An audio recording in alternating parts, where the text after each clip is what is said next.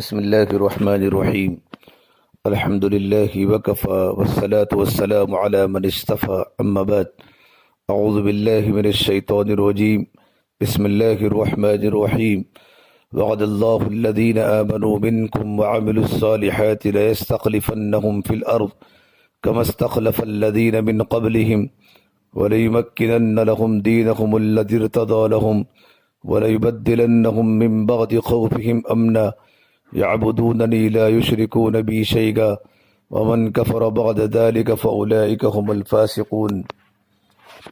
وقال النبي صلى الله تبارك وتعالى عليه وسلم: من خاف أدلج ومن أدلج بلغ المنزل ألا إن سلعة الله الغالية ألا إن سلعة الله الجنة أو كما قال النبي صلی اللہ تبارک و تعالی علیہ وسلم.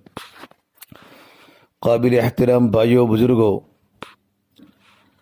انسان کا 3 زمانوں سے تعلق ہوتا ہے: ماضی، حال اور مستقبل. گزرے ہوئے زمانے کو ماضی کہلاتا ہے اور ابھی کے زمانے کو حال کہا جاتا ہے. ماضی کے زمانے کے واقعات میں بڑی عبرتیں ہوتی ہیں. انسان چاہے تو ان واقعات سے پورے طور پر سبق لے سکتا ہے اور سبق کو لے کر اپنے حال کو، اپنے مستقبل کو روشن بنا سکتا ہے. اس لیے زندہ قومیں اپنے گزشتہ واقعات کو بڑے اہتمام سے محفوظ کر لیتی ہیں اور ماضی کے واقعات اور ماضی کی شخصیتوں سے سبق لیتی ہیں. ماضی کے زمانے کی شخصیت جس قدر اہم ہوتی ہے، انسانی دماغوں پر اتنا ہی زیادہ اثر ہوتا ہے. سرکار دو عالم صلی اللہ تبارک و تعالی علیہ وسلم کے واقعات جتنے زیادہ اور جتنے مشہور ہیں، دنیا کی کسی بھی بڑی سے بڑی شخصیت کے واقعات اتنے زیادہ اور اتنے مشہور نہیں ہوئے. واقعہ یہ ہے کہ کائنات عالم میں سب سے زیادہ سرکار عالم صلی اللہ تبارک و تعالی علیہ وسلم کے بارے میں کہا، سنا اور لکھا گیا ہے. آپ صلی اللہ تبارک و تعالی علیہ وسلم کی پیدائش سے لے کر وفات تک، لڑکپن، جوانی اور بڑھاپا، تینوں دور کے تمام چھوٹے بڑے واقعات سورج کی روشنی سے بڑھ کر دنیا والوں کے سامنے روشن ہے. امیر و غریب، حاکم و محکوم، تاجر و ملازم، غرض کے ہر طرح کے انسانوں کو اپنی اپنی سیرت بنانے کے لیے سرکار دو عالم صلی اللہ تبارک و تعالی علیہ وسلم کی سیرت اور اللہ کے نبی کی زندگی میں بہترین نمونہ ملے گا. انسان بننا حضور صلی اللہ تبارک و تعالی علیہ وسلم کی سوانح اور سیرت کو سامنے رکھے بغیر ناممکن ہے. آپ کا سب سے بڑا مشن یہ تھا کہ خالق اور مخلوق کا ٹوٹا ہوا رشتہ پھر سے جڑ جائے اور امت اللہ تعالیٰ سے جڑ جائے. اس آسمان کے نیچے اور زمین کے اوپر انسان بن کر رہے، نہ خدا بن بیٹھے نہ مخلوق میں سے کسی کو خدا بنائے. یہ دونوں باتیں گناہونی ہے، بیکار ہے. پہلی صورت میں انسان مقام انسانیت سے اوپر چڑھ جائے گا اور دوسری صورت میں اپنے مقام سے نیچے گر جائے گا، اور دونوں صورتوں میں بڑے سے بڑے فتنے پیدا ہوں گے. میرے بھائیو، نبوت کے بعد آپ صلی اللہ تبارک و تعالی علیہ وسلم کی زندگی 2 حصوں میں بٹ جاتی ہے: مکی زندگی، مدنی زندگی. دونوں زندگیوں کا نقشہ ایک دوسرے سے بہت مختلف ہے. مکی زندگی مجبوری، بے کسی اور مظلومیت کا دور ہے. مجبوری و مظلومی کے اس 13 سالہ دور میں کوئی دن ایسا نہ ہوگا جس میں کفار مکہ نے آپ صلی اللہ تبارک و تعالی علیہ وسلم کو اور آپ صلی اللہ تبارک و تعالی علیہ وسلم کے مجبور صحابہ کرام رضوان اللہ علیہ اجمعین کو پریشان نہ کیا ہو. اور وحشت و بربریت اور انسانیت سوز مظالم کی کوئی سی چیز نہ ہوگی جسے کفار مکہ نے آپ صلی اللہ علیہ وسلم پر اور غریب صحابہ کرام پر نہ آزمایا ہو. میرے بھائیو، خیال فرمائے، خانے کعبہ کا خدا کا گھر، اس کے صحن میں خدا کا رسول صلی اللہ علیہ وسلم اللہ تعالیٰ کے سامنے سر بسجود ہے. کفار مکہ اسی حالت میں میرے آقا کی پشت پر اونٹ کی اوج اور دوسری بہت سی غلاظتیں ڈال دیتے ہیں، جس کی وجہ سے آپ کی پشت دب جاتی ہے اور آپ کا اٹھنا بھاری ہو جاتا ہے، سجدہ سے سر اٹھانا دوبھر ہو جاتا ہے. میرے نبی کی بیٹی حضرت فاطمہ کو معلوم ہوتا ہے، وہ آ کر اپنے ابا جان کی پشت سے ان غلاظتوں کو ہٹاتی ہے. تب اللہ کے نبی صلی اللہ تبارک و تعالی علیہ وسلم سجدے سے سر اٹھاتے ہیں. کتنا ظلم، کتنے مصائب. اور آپ کو طائف کا مشہور واقعہ تو ہمارے سامنے ہے، جن کے بارے میں حضور فرمایا کرتے تھے پوری زندگی میں طائف سے زیادہ سخت دین مجھ پر کبھی نہیں آیا۔ طائف میں جو کچھ اللہ کے نبی کے ساتھ ہوا اس کے ذکر سے انسانیت کانپ اٹھتی ہے، بھائیو دل و دماغ ہل جاتے ہیں۔ آپ صلی اللہ تبارک و تعالی علیہ وسلم مکہ والوں سے دل برداشتہ ہو کر بڑی امیدوں کے ساتھ طائف تشریف لائے کہ طائف کے عمراء اور طائف کے رؤساء عرب کے رئیسوں میں ممتاز و سمجھدار مانے جاتے ہیں۔ اگر انہوں نے اسلام قبول کر لیا تو اس کا بڑا خوشگوار اثر آس پاس کے لوگوں پر پڑے گا۔ لیکن ہوا کیا کہ اسلام کا پیغام سن کر پہلے تو طائف کے امیروں اور رئیسوں نے مذاق اڑایا، پھر میرے بھائیوں ہم جانتے ہیں شہر کے تمام اوباش، بدمعاش، لچوں اور لفنگوں نے دامن اقدس کو تار تار کر دیا، میرے نبی پر پتھراؤ کیا، آپ کی جتیاں خون سے تربتر ہو گئی۔ آپ صلی اللہ تبارک و تعالی علیہ وسلم کا بدن مبارک لہو لہان ہو گیا، چلنے کی طاقت نہ رہی تو بیٹھ گئے۔ ان ظالموں نے اس پر بھی نہ بخشا، بدمعاشوں نے آ کر دونوں مونڈے پکڑے، آپ صلی اللہ علیہ وسلم کو اٹھا دیا۔ جب میرے نبی چلنے لگے پیچھے سے پھر انہوں نے پتھراؤ شروع کیا، سنگ دلی کی انتہا ہو گئی، جس میں اطہر زخموں سے چور چور ہو گیا، دونوں جوتے خون سے بھر گئے، مگر ان کی شقاوت قلبی میں کچھ فرق نہ آیا، یہاں تک رحمت العالمین صلی اللہ تبارک و تعالی علیہ وسلم کو ایک باغ میں پناہ لینی پڑی۔ یہ مجبوری و مظلومی کا دور ہے جس میں نمازیں چھپ چھپ کر پڑھی جاتی تھی، یہی وہ زمانہ ہے جس میں صبح ہوتی تھی تو یقین نہیں ہوتا تھا کہ شام تک زندہ سلامت رہ سکیں گے۔ میرے بھائیو اللہ کے نبی صلی اللہ تبارک و تعالی علیہ وسلم کی مکی زندگی میں دو بڑی قیمتی باتیں موجود ہے جس میں میرے اور آپ کے لیے سبق ہے۔ میرا مقصد اس وقت انہی دو باتوں کی طرف توجہ دلانا ہے، جمعہ کا دن ہے، وقت کم ہے۔ پہلی بات ہے کہ آپ صلی اللہ تبارک و تعالی علیہ وسلم نے تمام مظالم برداشت کیے، ایسے مظالم جو اس سے پہلے شاید کسی نے سنے بھی نہ ہوں گے۔ میرے نبی کو مکہ سے جلاوطن کیا گیا، آپ صلی اللہ علیہ وسلم نے 3 سال ایک گھاٹی میں زندگی گزاری جن کو ہم شعب ابی طالب کہتے ہیں۔ اس گھاٹی میں زندگی گزارنے کے ضروری سامان سے میرے نبی کو محروم رکھنے کی پوری کوشش کی گئی، مگر سختیاں پائے استقامت کو نہ ہلا سکی۔ میرے نبی برداشت کرتے رہے، بڑی بڑی لالچیں دی گئی، لیکن خدا کا کلمہ بلند کرنے والا یہ کس طرح گوارا کرتا کہ اس طرف آنکھ اٹھا کر بھی دیکھے۔ دھمکیاں دی گئی، قتل کے ارادے بھی کیے گئے، مگر عظمت و عزیمت کی راہ کا مسافر ان خطرات سے کہاں گھبراتا ہے۔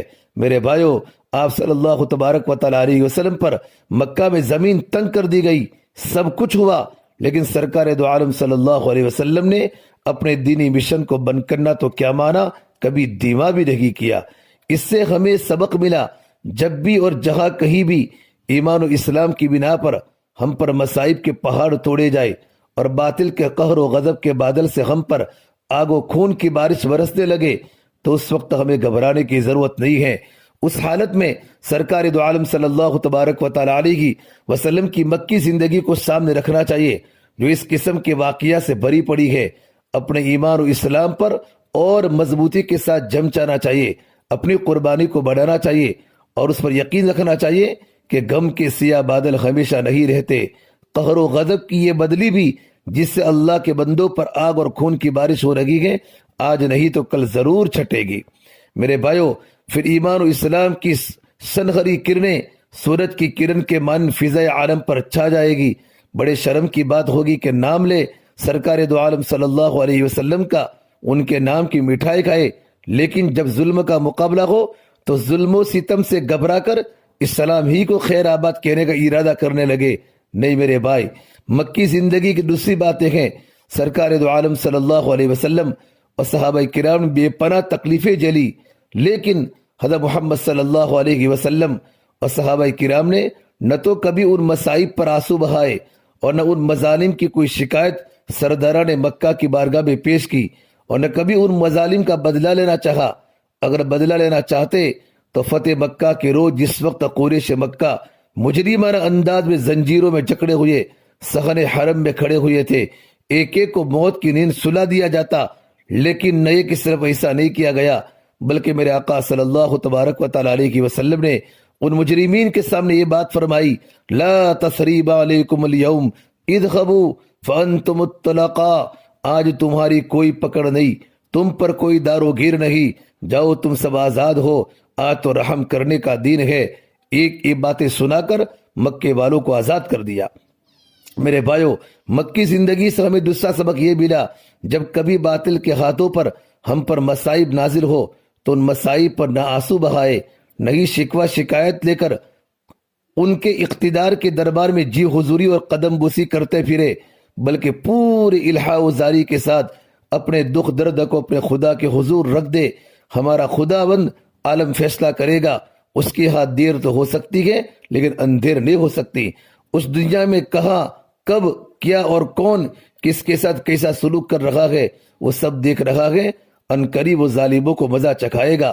میرے بھائیو، ملک کے موجودہ حالات کے تناظر میں ہم سیرت طیبہ سے روشنی حاصل کریں، مایوسی اور تنگ دلی سے بچتے ہوئے اللہ پاک پر مضبوط یقین کے ساتھ آگے بڑھے، اسی میں ہماری کامیابی ہے۔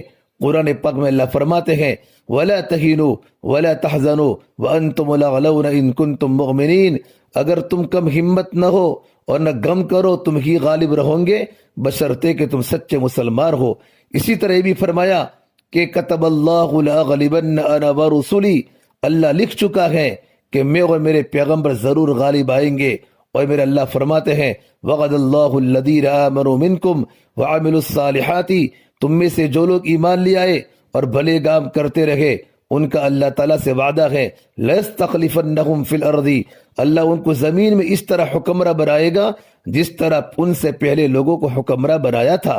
كَمَا اسْتَخْلَفَ الَّذِينَ مِن قَبْلِهِمْ وَلَيُمَكِّنَنَّ لَهُمْ دِينَهُمُ الَّذِي ارْتَضَىٰ لَهُمْ، اور ان کے لیے ان کا وہ دین جن کو اللہ نے ان کے لیے پسند فرما لیا ہے ضرور جما دے گا، اور ان کو اس کے ڈر کے بدلے میں امن عطا کرے گا۔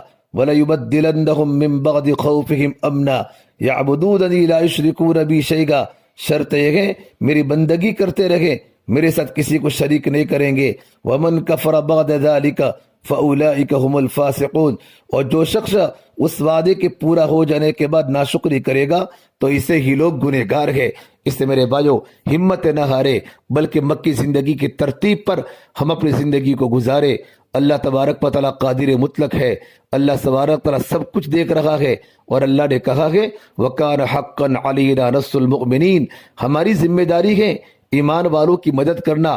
صرف ہم اپنی زندگی کو بدلے، اپنے طور و طرز کو بدلے، اللہ تبارک و تعالیٰ کی عبادت کرے اور مخلوق کے حقوق کو ادا کرے، اللہ کے حق کو ادا کرے، رشتہ داروں سے اچھا برتاؤ کرے، اسلام کے ترجمان بن کے زندگی گزارے، اور آپ صلی اللہ تبارک و تعالیٰ علیہ وسلم کا ایک ایک طریقہ ہماری زندگی کا مقصد بن جائے، آپ کی معاشرت ہماری معاشرت بن جائے، میرے نبی والے معاملات ہمارے معاملات بن جائے، میرے نبی والا کلچر ہمارا کلچر بن جائے، اللہ کے نبی والے اخلاق ہمارے اخلاق بن جائے، ہماری طور و طریق قرآن و حدیث کی روشنی میں ہو جائے۔ پھر دیکھو اللہ کی مدد کیسے آتی ہے، اللہ ضرور مدد کرے گا۔ زبور میں لکھ دیا ہے اس زمین کے وارث میرے نیک بندے بنیں گے۔ وَلَقَدْ كَتَبْنَا فِي الزَّبُورِ مِن بَعْدِ الذِّكْرِ أَنَّ الْأَرْضَ يَرِثُهَا عِبَادِيَ الصَّالِحُونَ، لیکن نیک بندے ہم بنے، اللہ تعالیٰ کے نیک بندے بنے، خلوتیں ہماری پاک ہو، ہماری جلوتیں پاک ہو، راتوں کی تنہائیاں ہماری گناہوں سے پاک ہو، زندگی میں ایمان کو مضبوط کر لے، تقوی اختیار کر لے۔ زندگی جب ہماری صفات والی بنے گی اور اسلام کے جو صفات ہے، جو ایمانی صفات ہیں، اس سے ہماری زندگی آراستہ ہوگی، ہماری زندگی مزین ہوگی۔ پھر دیکھو میرے بھائیو اللہ تعالیٰ کیسی مددیں کرتا ہے۔ ایمان والا کبھی اللہ سے مایوس نہیں ہوتا، ایمان والا ہمت والا ہوتا ہے۔ اللہ سے بھی اچھا گمان کرنا ہے، مخلوق سے ہی اچھا گمان کرنا ہے، اور حدیث پاک میں ہے تم جیسا گمان کرو گے ویسا اللہ تبارک و تعالیٰ کا برتاؤ ہوگا۔ اللہ تبارک و تعالیٰ بندے کے گمان کے ساتھ ہے۔ اس سے میرے بھائیو اللہ سے دعائیں بھی کرے، اللہ سے اچھے ارادے بھی کرے۔ ہمارا ایمان میں داخل ہونا، ہمارا مومن بننا یہ بڑے فخر کی چیز ہے۔ ایمان کو باقی رکھنا یہ فکر کی چیز ہے۔ ایمان پر محنت کرے، ایمان کو مضبوط بناوے، ہمارے دل میں صرف اللہ کی محبت پیدا ہو جائے، دل کی رگ رگ میں اللہ اور اللہ کا نبی آ جائے، اسلام اور ایمان کی محبت دل میں آ جائے، ہمارے دل کو گناہوں سے بالکل پاک اور صاف کرے، اللہ کے سامنے توبہ عاجزی کرے۔ پھر دیکھو اللہ تبارک و تعالیٰ ہماری مدد کیسے کرتا ہے۔ اللہ پاک مجھے اور آپ تمام کو، پوری امت مسلمہ کو ان باتوں پر اللہ تعالیٰ عمل کرنے کی توفیق عطا فرماوے۔ وآخر دعوانا ان الحمد للہ رب العالمین۔